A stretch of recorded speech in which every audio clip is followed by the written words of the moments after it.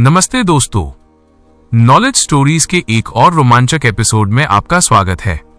वीर का रक्तपथ के पिछले एपिसोड में हमने देखा कि कैसे वीर ने पाताल के पहले 2 द्वारों मोह और भय को अपनी दृढ़ इच्छा शक्ति से पार किया।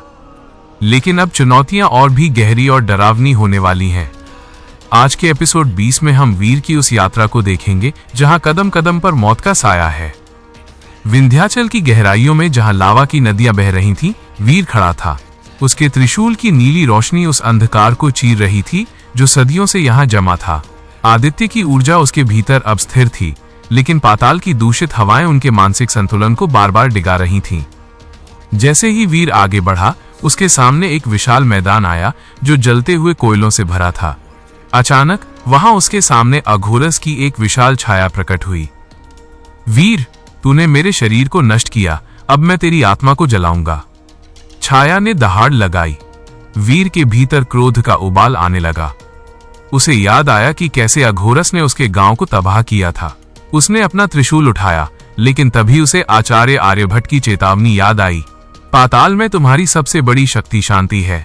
जैसे ही वीर ने अपने क्रोध को शांत किया, वह जलता हुआ मैदान शीतल जल की झील में बदल गया।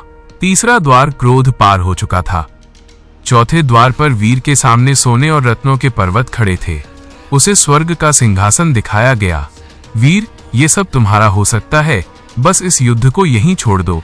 वीर ने मुस्कुराते हुए कहा, मेरा धन मेरी मिट्टी की सुरक्षा है, और वो पर्वत धूल में मिल गया। 5वें द्वार पर उसे अपनी ही एक विशाल मूर्ति दिखी, जिसे दुनिया ईश्वर मानकर पूज रही थी। यह अहंकार की परीक्षा थी।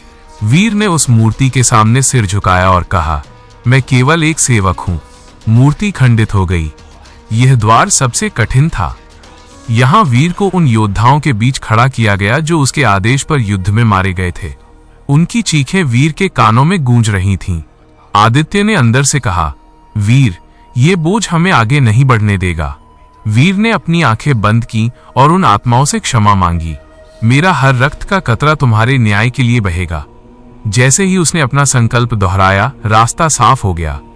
अब वीर उस स्थान पर था जहां समय रुक गया था। सामने एक विशाल काला दरवाजा था, जिस पर अग्निकुल का प्रतीक बना था। दरवाजे के पीछे से एक बेहद भारी और प्राचीन आवाज आई, आओ पुत्र, अपने दादा कालदेव के उस सच को जानो जिसे इतिहास ने दफन कर दिया था। जैसे ही वीर ने द्वार को छुआ, उसे एक विजन दिखाई दिया। उसके दादा कालदेव ने अघोरस को कैद नहीं किया था, बल्कि अघोरस और कालदेव एक ही शक्ति के 2 रूप थे। वीर के हाथ कांपने लगे। अगर दादा ही अघोरस थे, तो क्या मेरे भीतर भी वही अंधेरा छिपा है? वीर के मन में ये सवाल बिजली की तरह कौंधा। तभी गुफा की दीवारों से लावा फूटने लगा और अघोरस की आत्मा एक नए भयानक रूप में वीर के सामने खड़ी हो गई। सत्य कड़वा है वीर, तुम जिसे मारना चाहते हो वो तुम्हारे ही रक्त का हिस्सा है।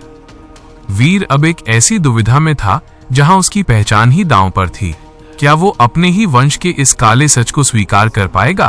क्या वीर और आदित्य मिलकर उस शस्त्र को प्राप्त कर पाएंगे जो अघोरस को हमेशा के लिए खत्म कर सके, भले ही उसकी कीमत वीर का अपना अस्तित्व क्यों न हो? वीर और अघोरस का अंतिम महायुद्ध। क्या वीर को कालिया और आचार्य की मदद मिल पाएगी?